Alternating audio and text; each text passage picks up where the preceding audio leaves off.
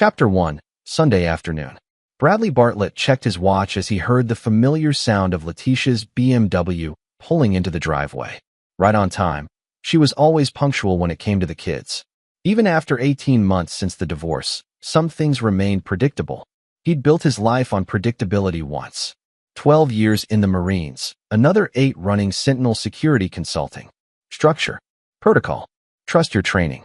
Those principles had carried him through firefights in Kandahar and corporate espionage cases in Manhattan. But they hadn't prepared him for the quiet devastation of watching his marriage crumble. "Dad, Mom's here." 9-year-old Jake's voice echoed from upstairs, followed by the thundering footsteps of him and his 6-year-old sister Emma racing down. Bradley opened the door before Letitia could knock. She stood there holding a large plastic container, her blonde hair pulled back in that same severe ponytail she'd adopted after the separation. Her new husband, Gary Stanley, sat in the car's driver's seat, not bothering to get out. The man never did. "Hi, Bradley." Letitia's smile was practiced, superficial. "I baked the kids' favorite, double chocolate chip cookies. Thought they might enjoy them this week." Something in her tone felt off. Too cheerful, too forced. "That's thoughtful," Bradley said, accepting the container. Through the clear lid, he could see dozens of perfectly formed cookies. "They'll love them." "Mom." Emma crashed into Letitia's legs, wrapping her small arms around them. Jake, trying to be more mature, settled for a side hug. Bradley watched his ex-wife embrace their children, searching her face for the woman he'd once loved. She was there somewhere, buried under whatever she'd become. The divorce had been brutal. She'd wanted everything, fought for full custody, made accusations that had been investigated and dismissed. In the end, they'd settled on joint custody, 50-50. Fair. Equal. But Letitia had never accepted equal. "Be good for your father," she said, kissing each child's forehead. "I'll see you Thursday." She was gone within 2 minutes, the BMW backing out with Gary Stanley's cold eyes visible in the rearview mirror. Bradley had learned to read people during his military career. It was a survival skill. Stanley was a successful insurance executive, wealthy, well-connected. On paper, he was perfect. But Bradley's instincts screamed predator every time he saw the man. "Can we have cookies now?" Emma tugged at Bradley's shirt. "After dinner," Bradley said, setting the container on the kitchen counter. "How about we make?" "Bradley." A voice called from the side yard. Melvin Shaw, his 72-year-old neighbor, was waving frantically from the fence. The retired pharmacist never moved quickly, but now he was practically running. "Stay inside, kids," Bradley said, immediately alert to the panic in Melvin's voice. He met Melvin at the fence. The older man was breathing hard, his weathered face pale. "I saw her give you something." "What was it?" "Cookies." "What?" "Don't let your kids eat these." Melvin's hand shot out, gripping Bradley's arm with surprising strength. "Throw them away now." Bradley's training kicked in. Melvin wasn't a man who panicked easily. 50 years as a pharmacist had given him an unshakable calm. "What? What?" "I can't explain here." Melvin glanced around, lowering his voice. "Take them to the police lab immediately. Trust me. I saw something when she was getting them out of her car. The container had a label on the bottom, just for a second before she peeled it off. It was from Pharmaceuticals. That's not a bakery, Bradley. That's a compounding pharmacy." Bradley's blood ran cold. "Are you sure? I'd stake my license on it. I may be retired, but I know what I saw. And I know Apex. They've been investigated twice for illegal prescriptions. Please, take them in now." The weight of the container suddenly felt sinister in Bradley's hands. He looked at Melvin's eyes, dead serious, afraid even. "Watch the kids," Bradley said. "I'll be back in an hour." Chapter 2, Revelations. The Riverside County Sheriff's Crime Lab wasn't designed for walk-ins, but Bradley had called in a favor. Deputy Rick Sosa had served alongside him in Afghanistan, and there were some bonds that transcended civilian life. "This is irregular as hell, Bartlett," Rick said, leading him through the secure entrance. "But you sounded spooked, and you don't spook easy." "Something's wrong, Rick. My neighbor's a retired pharmacist, 49 years in the field. He saw these cookies came from a compounding pharmacy, not a home kitchen." Rick's expression hardened. He'd seen what Bradley had been through during the divorce. "You think she's trying to make the kids sick?" "I don't know what to think. That's why I need lab results. Give me 90 minutes. I'll call in our tox specialist." Bradley paced the waiting room, his mind running through scenarios. Letitia had been vindictive during the divorce. Yes, but would she actually poison their children? It seemed unthinkable. But then again, he'd never imagined she'd accuse him of abuse either. Accusations that had been investigated and completely disproven, but had cost him $50,000 in legal fees and nearly destroyed his business reputation.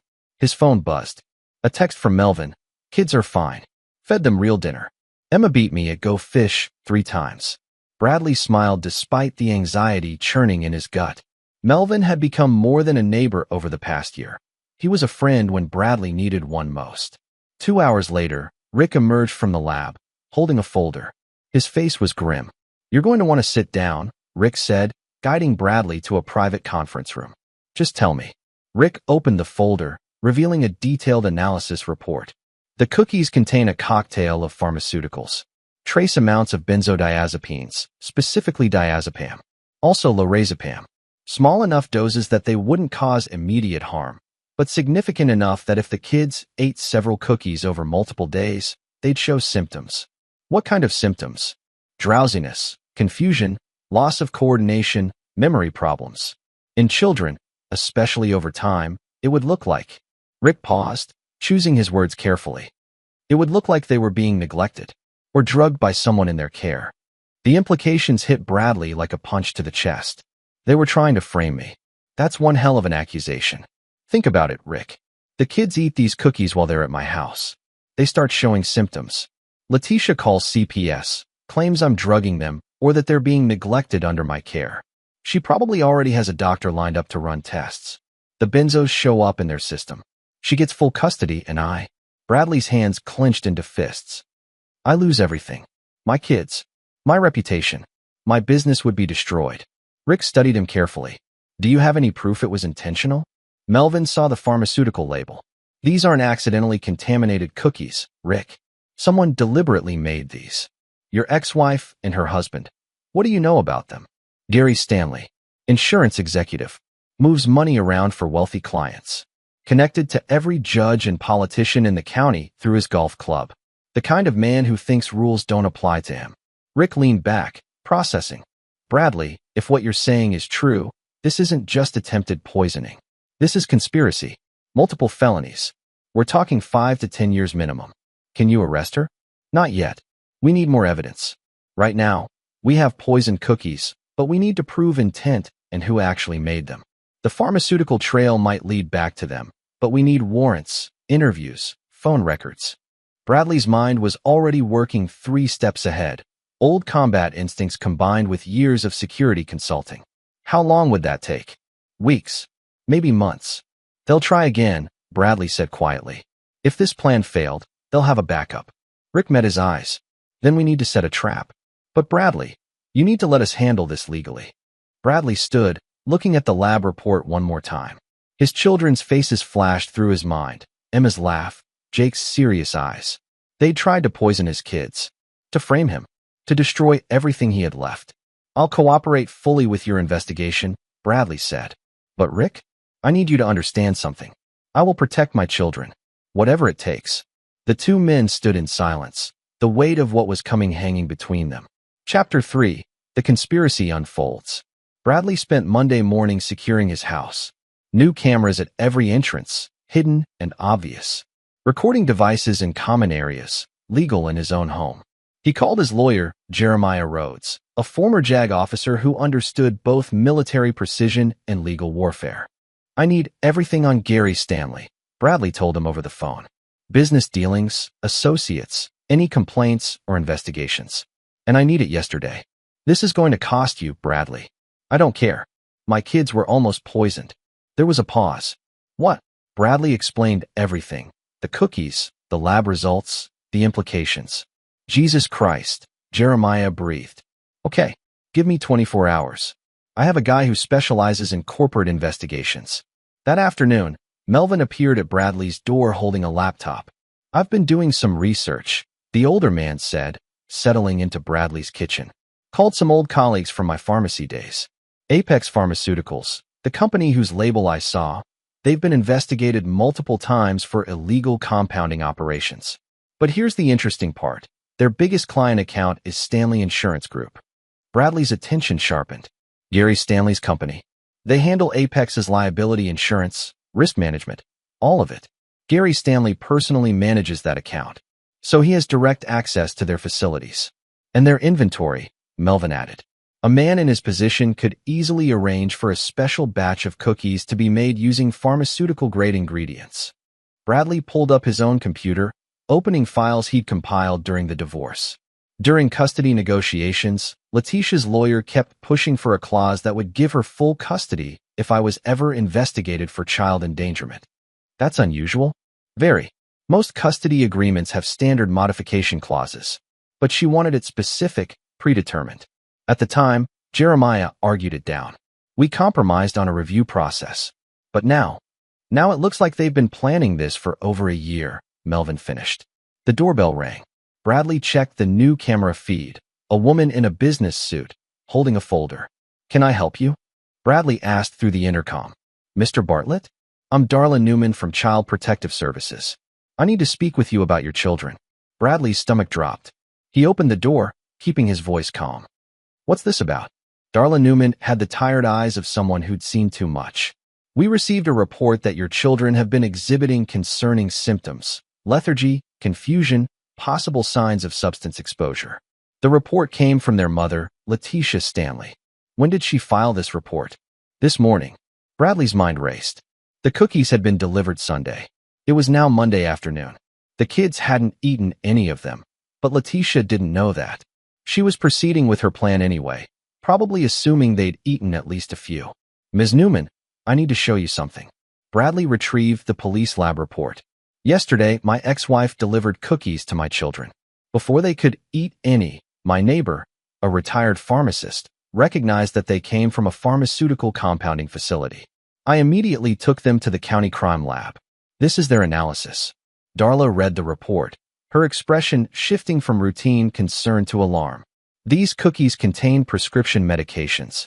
Yes, and I believe my ex-wife filed that CPS report knowing the drugs hadn't taken effect yet, because she planned to claim my children were exhibiting symptoms regardless. That's a serious accusation. I have more.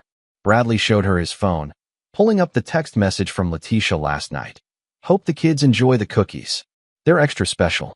Why would she emphasize that they're extra special? Darla sat down, pulling out her own notepad. Mr. Bartlett, I need to document everything you're telling me.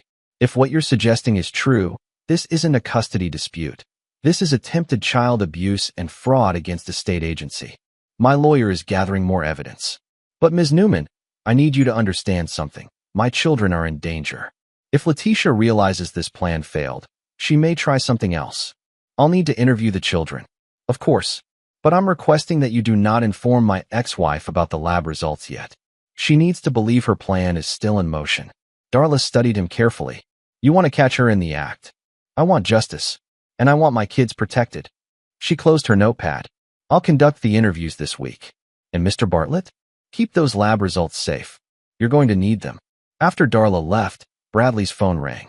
Jeremiah, you're not going to believe what my investigator found, his lawyer said. Gary Stanley isn't just an insurance executive. He has connections to a network of what we call custody fixers, corrupt social workers, biased psychologists, even a family court judge who's been accused of taking bribes. Judge who? Judge Cordell Morrow. He's presided over at least 15 cases where Gary Stanley or his associates were involved, and in every single case, custody went to Stanley's preferred party. There's been 3 formal complaints filed with the state bar, but they all got buried. Bradley felt the pieces clicking into place. This wasn't just about framing me. They have an entire system set up. Exactly. And here's where it gets worse. I found 2 other men who went through similar situations. Divorced. Their wives remarried wealthy men, and suddenly they're facing custody battles with mysteriously timed CPS reports. One lost custody completely. The other is still fighting. Can you put me in touch with them? Already did. Alexander Maldonado and Cortez Thomas. Both willing to talk. Bradley, I think we're looking at an organized conspiracy. They target divorced fathers, frame them as unfit parents, use corrupt officials to steal custody, and then what? Jeremiah's voice was grim. Both of those men ended up paying massive monthly support payments, way above standard guidelines. And both of their ex-wives' new husbands benefited financially from trusts and insurance policies tied to the custody arrangements. Bradley understood immediately. They're monetizing custody battles. It's worse than divorce fraud, Bradley. They're weaponizing children. That night, after Jake and Emma were asleep, Bradley sat in his home office staring at his tactical planning board, a habit from his military days. He'd started mapping out the conspiracy. Letitia plus Gary Stanley. Apex Pharmaceuticals, poisoned cookies. Fake CPS report. Corrupt social worker? Corrupt judge? Steal custody plus financial exploitation. But there were gaps. Who else was involved? How many families had they destroyed? And most importantly, how could he stop them? His phone buzzed with a text from an unknown number. "This is Alexander Maldonado. Your lawyer gave me your number. We need to talk. They destroyed my life. Don't let them destroy yours." Bradley texted back, "Tomorrow, 10 a.m. My office." He looked at the photos of Jake and Emma on his desk. They'd tried to poison his children. They'd tried to frame him as an abuser. They'd tried to steal everything. They'd made a critical mistake. They'd underestimated who they were dealing with. Bradley Bartlett wasn't just a divorced father. He was a decorated Marine who'd survived combat in 2 war zones. He ran a security consulting firm that specialized in corporate espionage and threat assessment.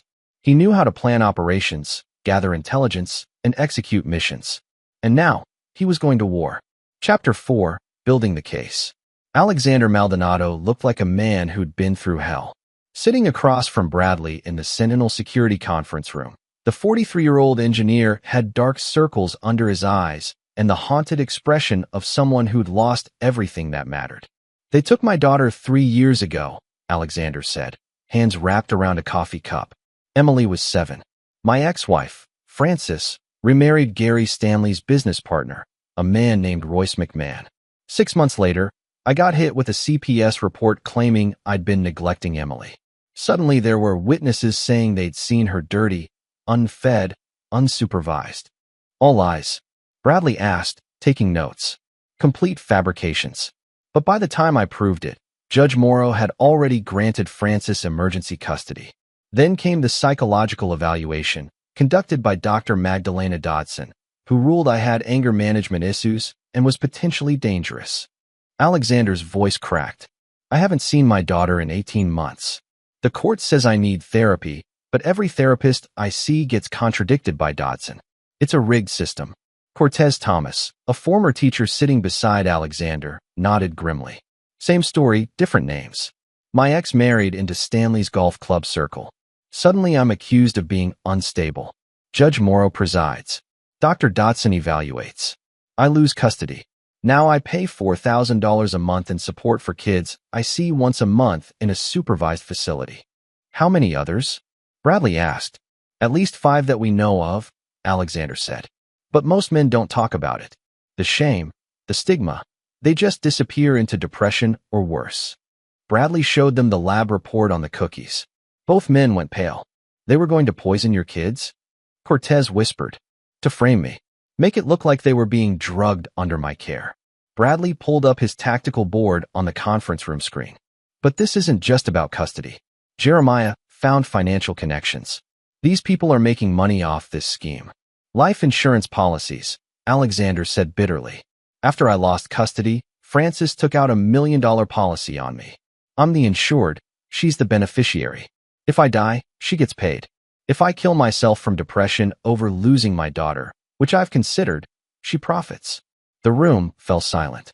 "They're betting on our destruction," Bradley said quietly. "Financial and otherwise." Jeremiah entered the conference room, holding a thick folder. "I've got more. Gary Stanley's insurance company has a subsidiary that specializes in custody insurance, policies that wealthy parents take out to protect against custody disputes. But here's the twist. Stanley actively manufactures custody disputes, then sells insurance against them. He creates the problem and the solution.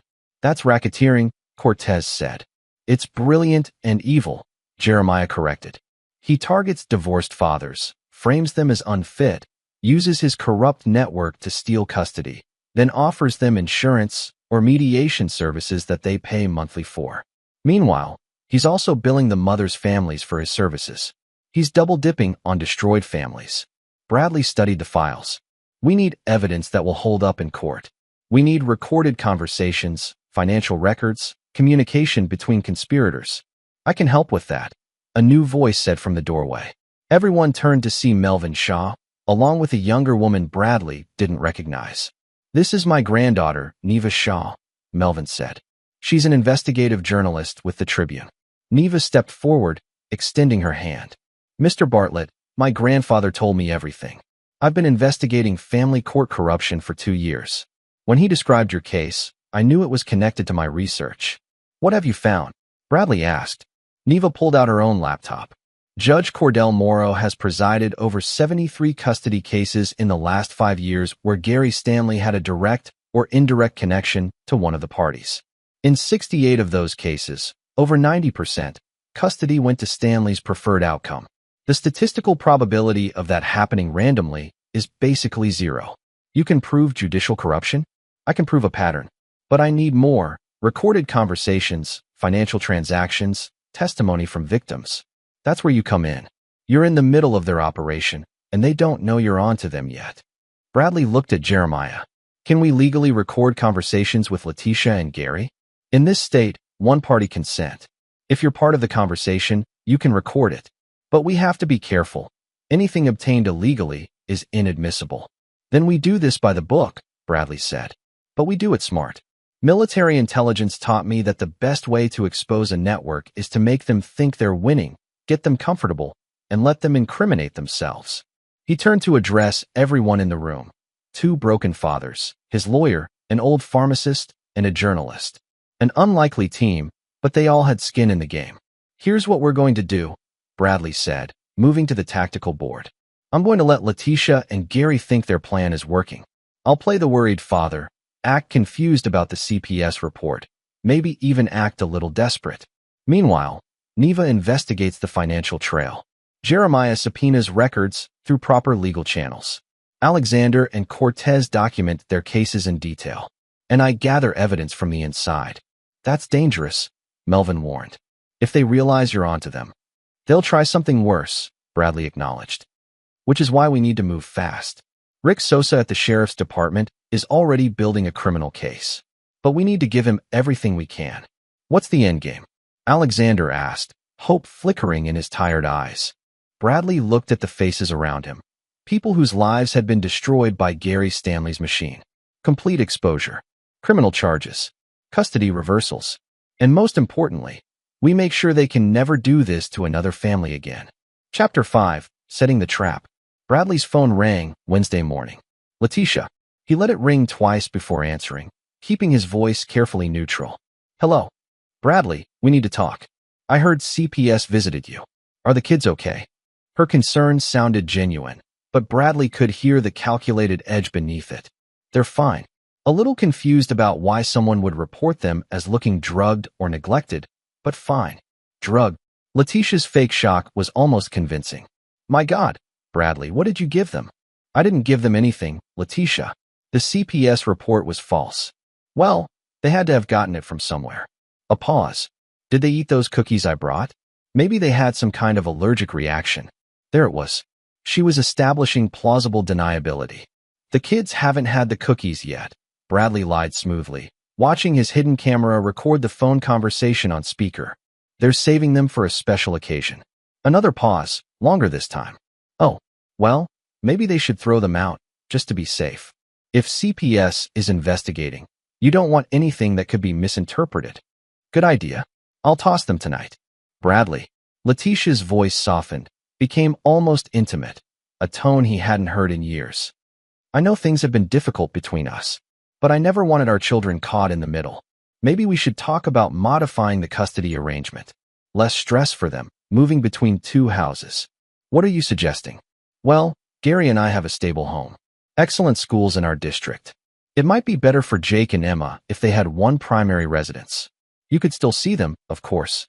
Weekends, holidays. Bradley felt cold fury building in his chest, but he kept his voice measured. You want full custody. I want what's best for our children. And right now, with CPS involved, with these strange symptoms they've apparently been having. They haven't had any symptoms, Letitia. That's not what my doctor friend observed. Bradley's grip tightened on the phone. What doctor? Dr. Dodson. Magdalena Dodson. She's a family psychologist. She happened to see the kids last week at the park and noticed some concerning behaviors. The same psychologist who declared Alexander and Cortez unfit parents. The web was tightening, exactly as Bradley wanted. I see. And did Dr. Dodson file an official report? She was obligated to, as a mandated reporter. Bradley, please don't make this adversarial. Let's work together for once. I'll think about it, Bradley said. But right now, I need to focus on clearing up this CPS investigation. Of course, just know that Gary and I are here to help. He has connections that might make this easier for you. I'm sure he does. Goodbye, Letitia. Bradley ended the call and immediately saved the recording. Every word she'd said was calculatedly incriminating. The suggestion to throw away evidence, the prepositioned doctor testimony, the offer of Gary's connections. His burner phone buzzed. A text from Neva. Found something big. Meet me at the storage unit address I'm sending. Come alone. The storage facility was in an industrial area on the edge of town. Neva was waiting by unit 247, lockpick tools in hand. What's this? Bradley asked.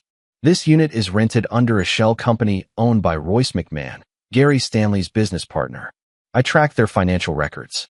They've been paying for this unit for 3 years. How do you know what's inside? I don't. But I know they've made 12 visits here in the last 6 months, always after midnight. That's not normal business activity. Bradley looked at the lock. This is a legal entry. You're a security consultant. You're surveying the facility's vulnerabilities for your client. Neva smiled. Besides, I'm the one picking the lock. You're just observing. The lock clicked open. Inside, filing cabinets lined the walls. Neva photographed everything with her phone before they touched anything. Smart, Bradley approved. Document the scene. They began carefully examining the files. What they found made Bradley's blood run cold. These are case files, Neva whispered, pulling out folder after folder.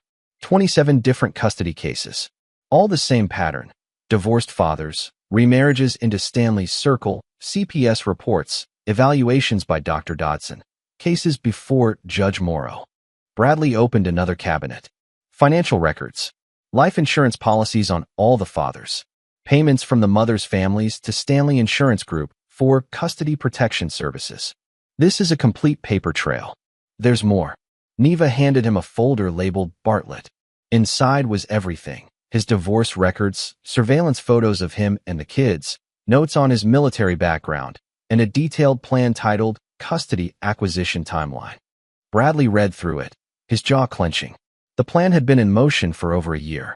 The poisoned cookies were just phase 3. If that failed, phase 4 involved anonymous reports to his security consulting clients claiming he was unstable. Phase 5 included a staged incident at a custody exchange. They'd thought of everything. We need to copy all of this, Bradley said. Already on it. Neva pulled out a portable scanner. But Bradley, we have a problem. If they realize someone's been in here, they'll destroy everything. Then we need to make them think they're still winning. We take photos, copy what we need, and leave everything exactly as we found it. They can't know we've been here until we're ready to spring the trap. They worked for 2 hours, documenting every page, every file, every shred of evidence. When they finished, Neva carefully reset everything to match her initial photos. This is enough to bring them down, she said. It's a start. But we need them on record. We need them to incriminate themselves directly. Bradley's mind was already working on the next phase.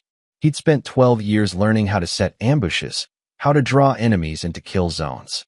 This was no different, just a different battlefield. His phone buzzed. A text from Gary Stanley's personal number. Bradley, this is Gary Stanley. We should meet. I think I can help resolve your current difficulties. Tomorrow, 2 p.m. my office? Bradley showed the text to Neva. They're making their move. Are you going to go? Absolutely. And I'm going to record every word. Chapter 6. The Meeting. Gary Stanley's office occupied the top floor of a glass and steel building overlooking the river. Bradley arrived at 1:55 p.m., wearing a hidden recording device courtesy of Rick Sosa and carrying a briefcase containing copies of everything they'd found in the storage unit. The receptionist, a young woman with a practiced smile, led him to a corner office with floor-to-ceiling windows. Gary Stanley stood as Bradley entered, tall, silver-haired, with the kind of confident smile that came from years of getting exactly what he wanted. "Bradley, thanks for coming." Gary's handshake was firm, calculating. "Please sit." The office was designed to intimidate. Expensive art, leather furniture, walls covered with photos of Gary posing with judges, politicians, and business leaders. Judge Morrow featured prominently in at least 3 photos. "I'll be direct," Gary said, settling behind his desk. "Letitia is worried about you. About the kids. This CPS investigation is concerning. I didn't do anything wrong. I believe you. But here's the reality, Bradley. In custody cases, perception matters more than truth. Right now, there's a report filed by a respected psychologist claiming your children showed signs of potential substance exposure. There's a CPS investigation. Even if you're cleared, the stigma remains. What are you suggesting?" Gary leaned forward, his expression shifting to practiced sympathy. "I'm suggesting we resolve this quietly. You voluntarily agree to modified custody. Letitia gets primary physical custody. You get generous visitation. No court battle, no more investigations, no damage to your business reputation. And what do you get out of this? Peace of mind for my wife. Stability for the children.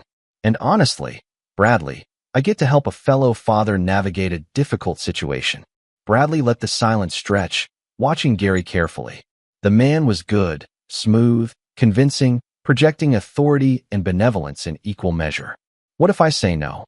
Gary's smile never wavered, but his eyes hardened. "Then things get worse. More reports. More investigations. You know how these things go, mud sticks. Your business clients will start wondering if they want someone under investigation handling their security. Your custody battles become public record. And in the end, you lose anyway, but it costs you everything. Is that a threat?" "It's reality. I've seen it happen to good men who fought battles they couldn't win." Gary pulled out a folder. "I took the liberty of drafting a proposed custody modification. Very fair terms. Review it with your lawyer." Bradley opened the folder, pretending to read while his hidden recorder captured every detail. The document was a masterpiece of legal manipulation. It gave Letitia primary custody, but buried clauses that would effectively eliminate Bradley's parental rights over time. "There's also this." Gary slid another document across the desk. "A custody insurance policy. If you agree to the modification, this policy protects you from future disputes. Only $800 a month. You're asking me to pay you to take my kids away? I'm offering you protection from a costly legal battle. This policy covers all future court costs, evaluations, any disputes that might arise. It's actually a smart investment." Bradley looked up from the documents, meeting Gary's eyes directly. "You've done this before, haven't you? Convinced fathers to sign away their rights." Gary's smile slipped for just a fraction of a second. "I help families find solutions.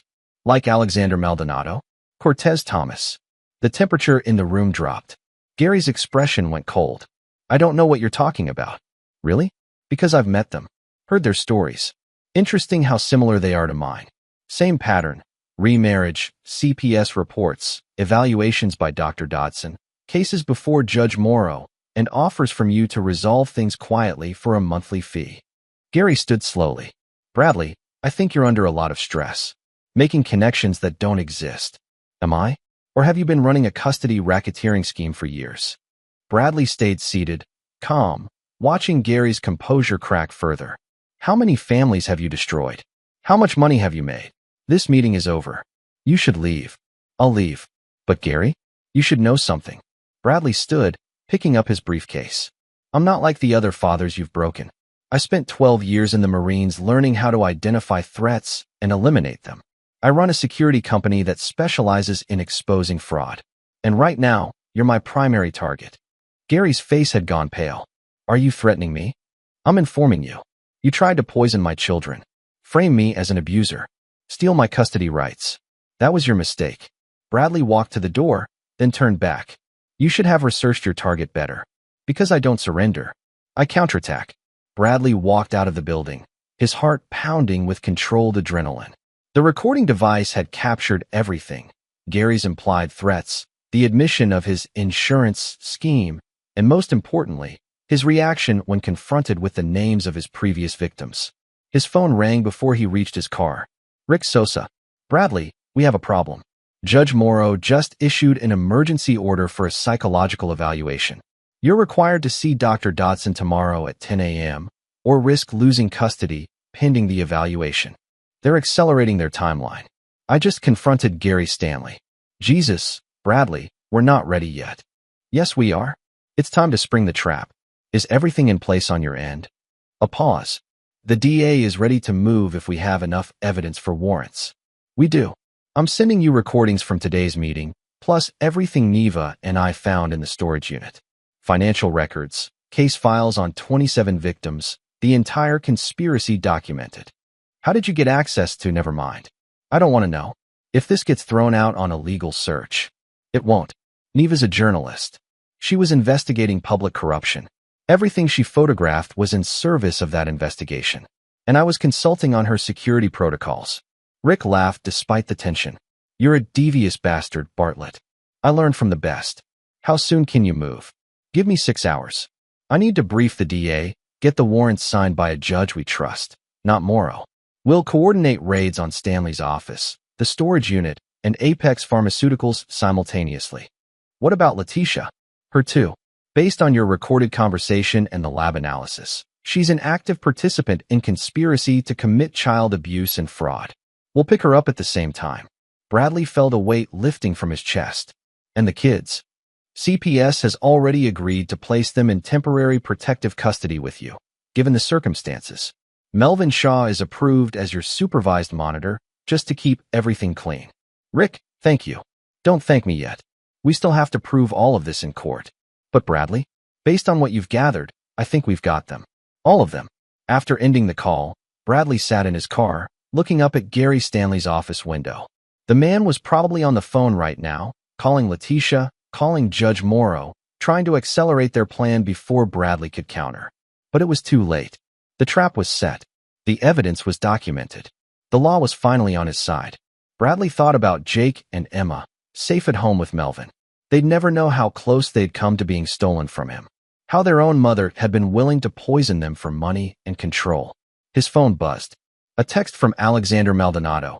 Just heard from Jeremiah. Is it really happening? Are they finally going down? Bradley typed back. Tomorrow morning. Be ready to testify. We're getting your daughter back. Another text. This time from Cortez. I don't know how to thank you. Bradley responded. Thank me by being there for your kids. That's what this was all for. He started his car and headed home. Tomorrow, the hammer would fall. But tonight, he had to have dinner with his children and prepare them, as much as he could, for what was coming. The war wasn't over yet, but the final battle was about to begin. Chapter 7. The Raids. Thursday morning, 6 a.m. Bradley was awake when his phone rang. Rick Sosa, as planned. We're moving in 30 minutes. Simultaneous raids on Stanley's office, his home, the storage unit, Ex-pharmaceuticals, and Judge Morrow's chambers. We've got 8 different teams coordinating. What about Letitia? 2 deputies are en route to your location now. We're doing the arrest at your house so the kids can stay with you under CPS supervision. Better than traumatizing them at her place. Bradley heard the doorbell. Through his security camera, he saw 2 sheriff's deputies and Darla Newman from CPS. They're here, Bradley said. Good luck. I'll call you when it's done. Bradley opened the door. Jake and Emma were still asleep upstairs. He'd kept them home from school, claiming a planned family day, though he suspected they'd sensed something was wrong all week. Mr. Bartlett, Deputy Lazaro Russell said formally. We have a warrant for the arrest of Letitia Kirk Stanley. Is she on the premises? No, but she's supposed to pick up the kids at 9 a.m. I can call her, tell her to come early. Do it, but keep it natural. Bradley dialed, his stomach tight. Letitia answered on the second ring. Bradley? It's early. I know. Listen, can you come get the kids now instead of 9? I have an emergency meeting with a client. Now? I'm not even dressed yet. Please, Letitia. It's important. A sigh? Fine. Give me 30 minutes. Thank you. He hung up and looked at the deputies. She'll be here at 6:30. Darla Newman spoke quietly. Bradley, when she arrives, we need you to take the children inside immediately. They shouldn't see their mother being arrested. Understood. The next 25 minutes stretched like hours. Bradley went upstairs, woke Jake and Emma gently. told them Melvin would be making them breakfast soon. They were groggy, confused, but compliant. At 6:28, Letitia's BMW pulled into the driveway. Bradley watched through the window as she got out, checking her phone, looking annoyed at the early morning disruption. The moment she reached the front door, the deputies moved. Letitia Kirk Stanley, you're under arrest for conspiracy to commit child abuse, conspiracy to commit fraud, and attempted poisoning. You have the right to remain silent. What? Bradley. Letitia's scream cut through the morning air. What is this? What did you do? Bradley opened the door, his face impassive. I protected our children. You bastard. You set me up. She struggled against the handcuffs. Gary will fix this. You can't prove anything. We can prove everything. The lab analysis of the cookies. The pharmaceutical trail to Apex. Your recorded conversations. The storage unit full of evidence. It's over, Letitia. Her face went white as the implications hit her. The storage unit? We found your files on 27 families. Every custody case you and Gary rigged. Every father you destroyed. All of it documented. Daddy. Emma's small voice came from the stairs. Why is Mommy yelling? Bradley moved quickly, blocking his daughter's view. Emmy, go back upstairs with Jake. Melvin's here, he's making pancakes. But Mommy. Now, Emma. Jake appeared behind his sister, his 9-year-old eyes taking in the scene with unsettling comprehension. He put his arm around Emma and guided her away, looking back once at Bradley with an expression that would haunt him for years, a child learning that parents could be monsters. You're destroying our family, Letitia hissed as the deputies led her to their car. You did that the day you put poison in those cookies, Bradley said quietly. By 7 a.m., Rick called with updates. We got them all. Gary Stanley arrested at his office. He tried to run, actually. Made it to the parking garage before our team tackled him. Judge Morrow is in custody. Dr. Dodson. 3 social workers on Stanley's payroll. The owner of Apex Pharmaceuticals. Even Royce McMahon. He tried to destroy evidence, but we'd already copied everything. How much evidence did you seize? 3 servers, 15 filing cabinets, hard drives, phones, financial records going back 8 years. Bradley, this is bigger than we thought. We're finding connections to custody cases in 3 different states. The DA is talking federal charges, RICO, wire fraud, organized crime. Bradley sat down heavily in his kitchen. Melvin was keeping the kids occupied in the living room, but he could hear Emma crying softly. What happens now? Bradley asked. Arraignments this afternoon. Given the severity and flight risk, the DA is requesting no bail. We'll need your testimony, plus Alexander, Cortez, and the other victims Nevo identified. This goes to trial. We're looking at 6 months minimum before resolution. And my kids. CPS has completed their review. Given the evidence, they're recommending you retain full physical custody pending the criminal proceedings. Letitia will have 0 contact. If she makes bail somehow, restraining orders are already in place. Bradley looked at his children through the doorway. Jake had his arm around Emma, reading to her from one of her favorite books, trying to distract her. His son had grown up too fast this week. They both had. Rick, I need to know something. The other victims, the ones we found in those files. Can they get their kids back? We're already working on it. The DA is filing motions to overturn every custody case that Morrow presided over where Stanley was involved. It'll take time, but yeah, we're going to try to undo all of it. After the call, Melvin brought Bradley a cup of coffee. How are you holding up? I don't know. 6 months ago, I was married, had shared custody, thought I understood the world. Now I've discovered my ex-wife is a monster who tried to poison our kids, and I've helped expose a conspiracy that destroyed dozens of families. You saved those families, Melvin corrected gently, including your own. Did I? Or did I just traumatize my kids by having their mother arrested in front of them? You protected them from worse. Trust me, Bradley, I've seen a lot in my 72 years. Sometimes the hardest right thing looks cruel in the moment, but it's still right. That afternoon, Jeremiah called. Arraignment just finished. Judge denied bail for all defendants. The evidence is overwhelming. The DA says he's never seen such a clear-cut conspiracy case. Gary Stanley tried to claim he was just running a business, but when they played your recording from yesterday's meeting, even his own lawyer looked sick. What about Letitia? She's trying to cut a deal. Wants to testify against Gary in exchange for reduced charges. Her lawyer is arguing she was manipulated, coerced. But Bradley, the recorded phone conversation where she tried to get you to throw away evidence, plus her texts about the cookies being extra special, that's damning. The DA isn't inclined to offer much. Good. There's something else. Dr. Dodson's computer files included psychological profiles she fabricated for over 40 fathers.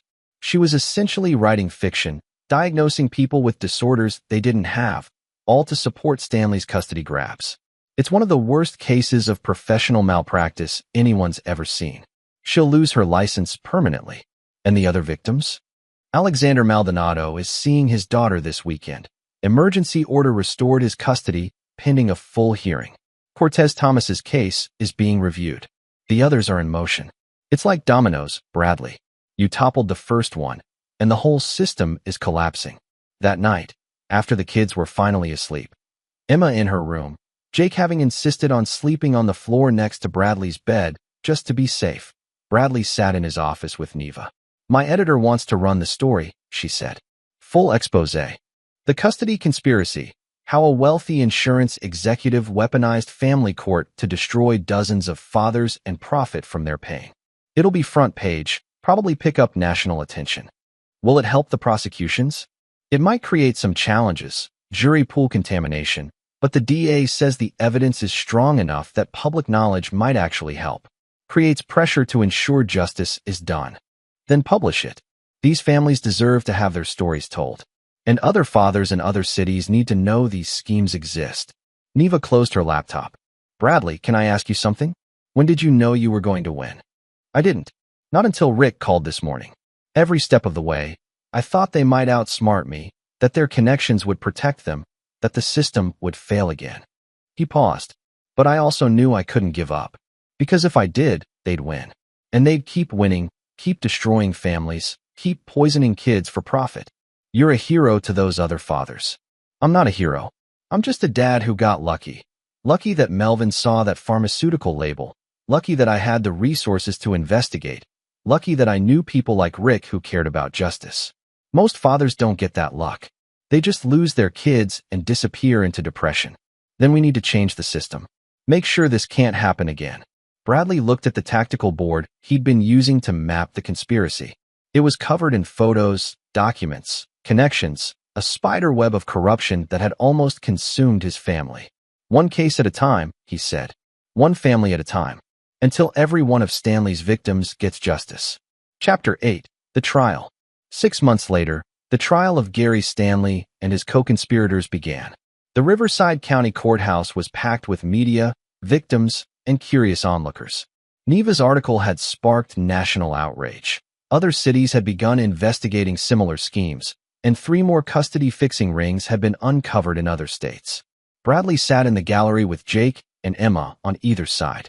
They were 9 and 7 now, older in ways that broke his heart. They'd been through therapy, slowly coming to terms with what their mother had done. Emma still had nightmares.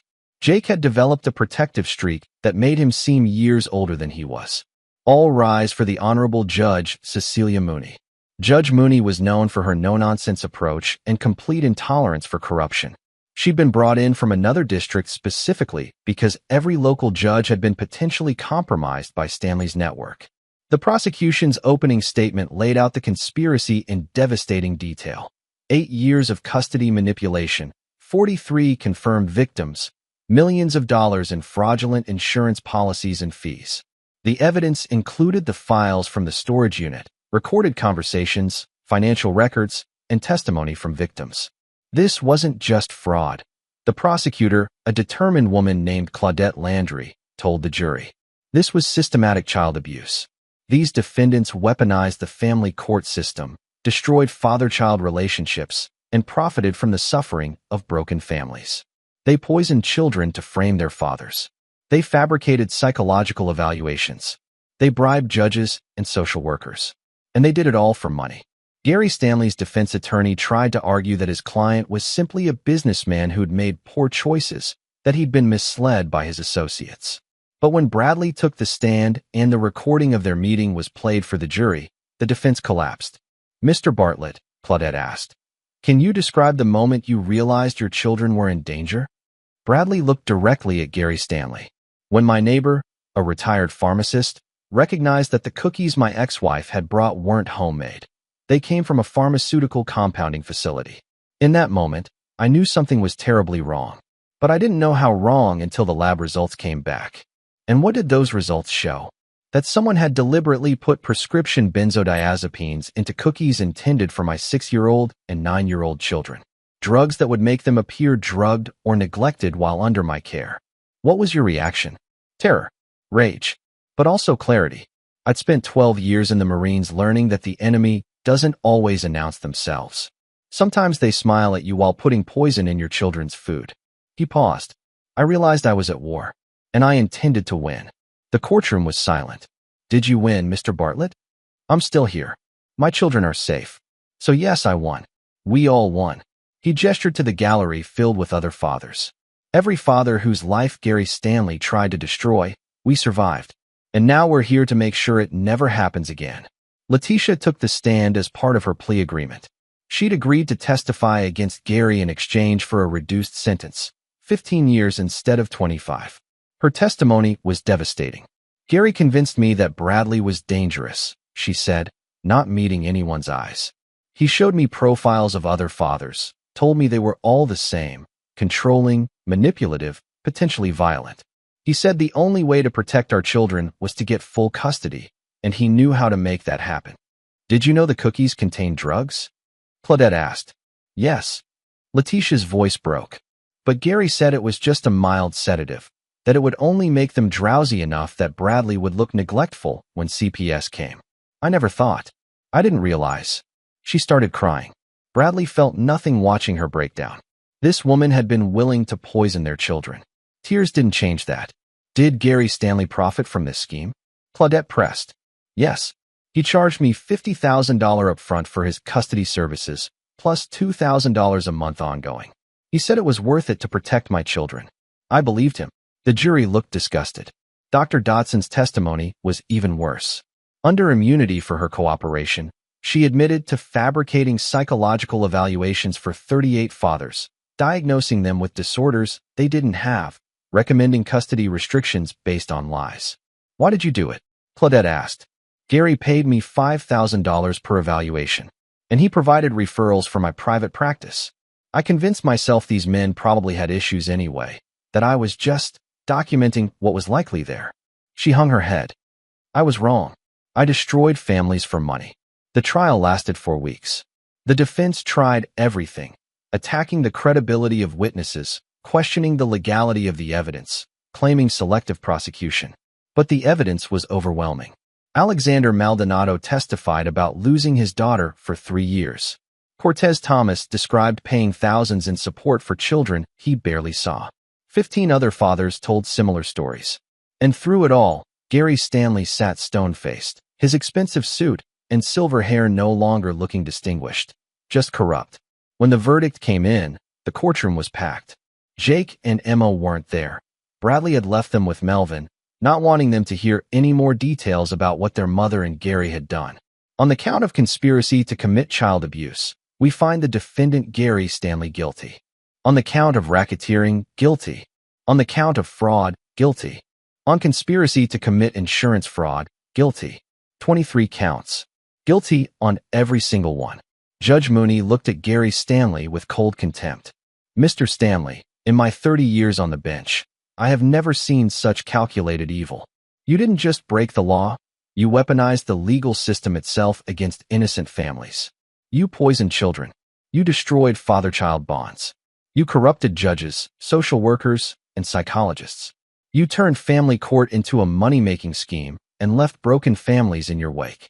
The prosecution has recommended 40 years in federal prison. I'm sentencing you to 50. You will never profit from another custody battle. You will never destroy another family. And you will spend the rest of your life remembering every child you helped traumatize, every father you helped break, every family you helped destroy. Gary Stanley's composure finally cracked. This isn't justice. I was helping these mothers protect their. You were helping yourself. Judge Mooney cut him off. You were making money. That's all you cared about. Take him away. Chapter 9, Aftermath. 1 year after the arrests, Bradley stood in his backyard watching Jake and Emma play. Real play, laughing, carefree, the way children should be.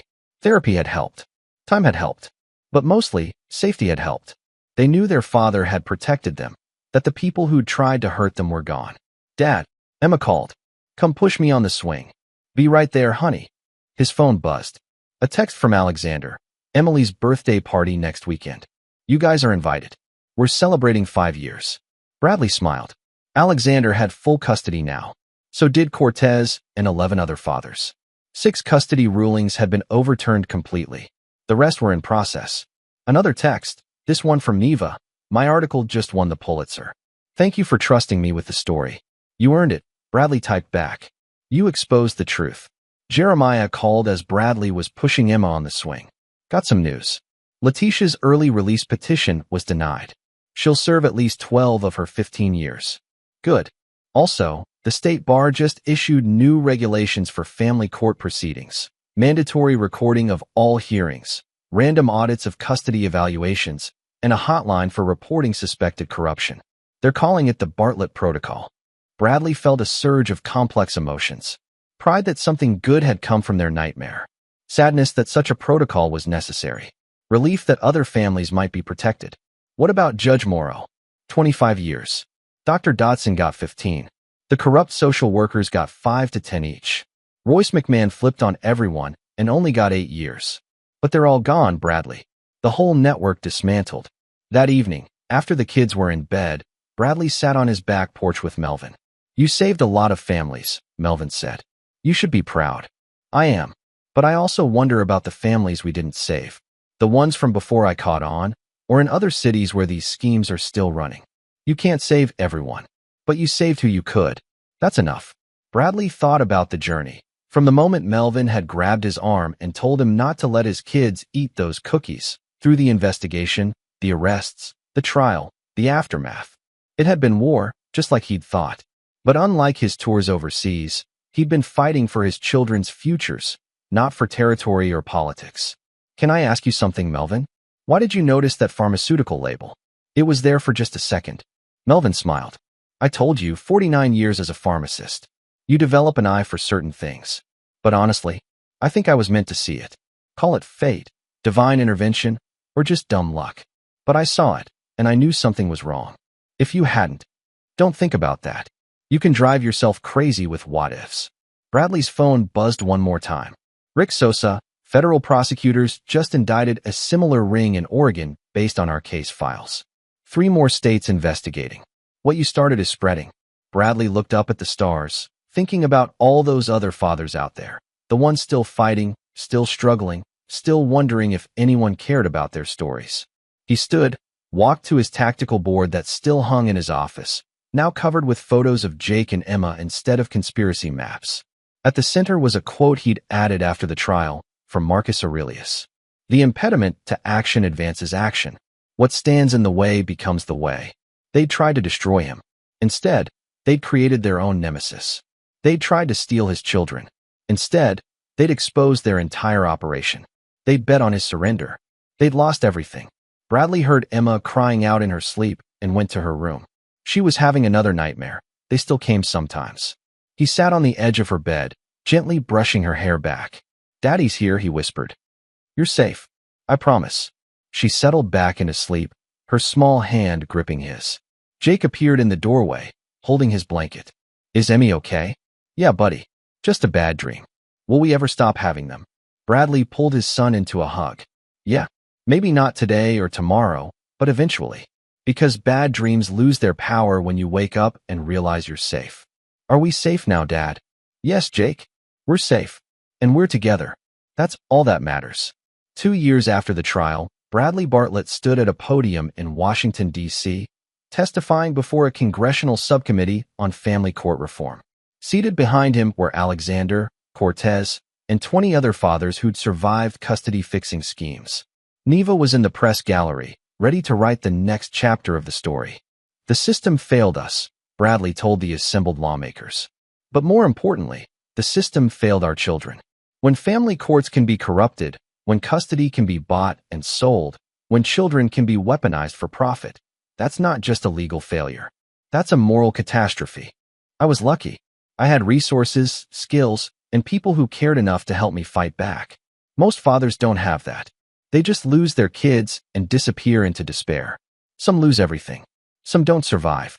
We need federal oversight of family courts. We need mandatory recording of proceedings. We need protections against fraudulent evaluations and biased judges. We need consequences for those who weaponize the system.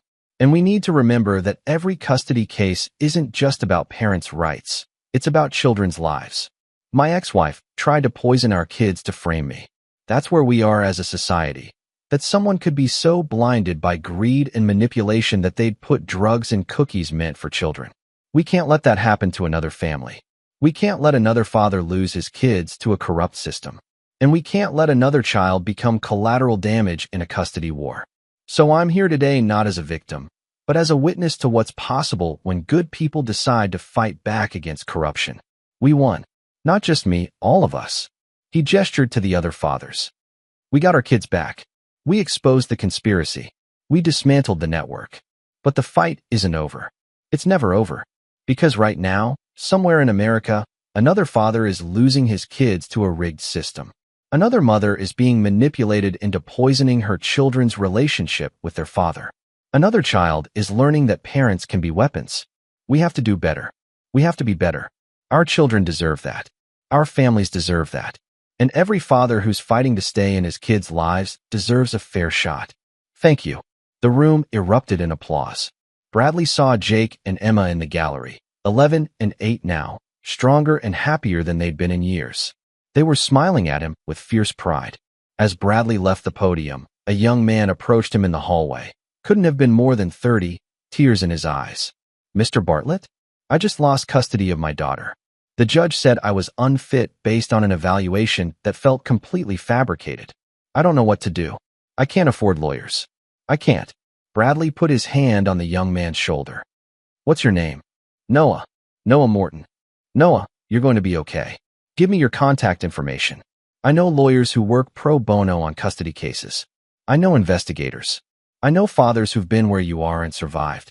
You're not alone anymore. Noah broke down crying. I just want to see my little girl. You will.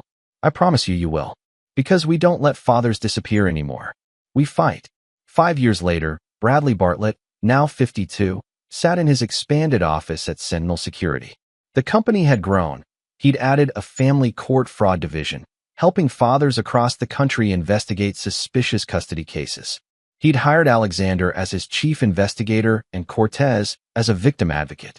Together, they'd helped restore custody to over 60 fathers and exposed 3 more custody-fixing rings. On his wall hung framed photos. Jake, now 16, on his high school football team. Emma, 13, at her piano recital. Melvin, still going strong at 77, with his arm around Bradley at a barbecue. And one more photo. All the fathers from the congressional hearing, standing together, united. Survivors. Warriors. Winners. Bradley's phone rang. Rick Sosa, now promoted to sheriff. Bradley, got a case I think you should look at. Father in Nevada, custody battle that smells wrong. Wife remarried a wealthy tech executive. Now there's a CPS report claiming the dad is unstable.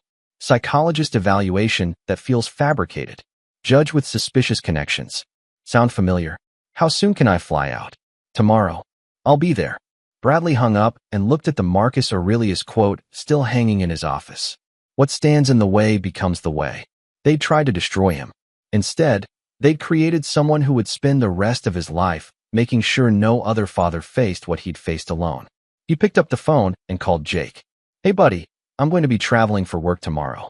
Can you and Emma hold down the fort? Sure, Dad. Everything okay? Everything's fine. Just helping another father who needs it. You always are. Pride filled Jake's voice. Love you, Dad. Love you too, son. Bradley shut down his computer and headed home. He had a dinner to make, homework to help with, and 2 teenagers who needed their father present and engaged. That was the real victory. Not the trial, not the congressional testimony, not the exposure of corruption. The real victory was being there for his kids. Every single day, without fail. That was what they'd tried to take from him. And that was why he'd fought so hard to keep it. The end. Epilogue. The Bradley Bartlett Foundation for Family Court Reform now operates in 37 states, providing legal assistance, investigation support, and advocacy for parents caught in corrupt custody battles. The Bartlett Protocol has been adopted nationally, reducing custody manipulation cases by 47% in implementing jurisdictions.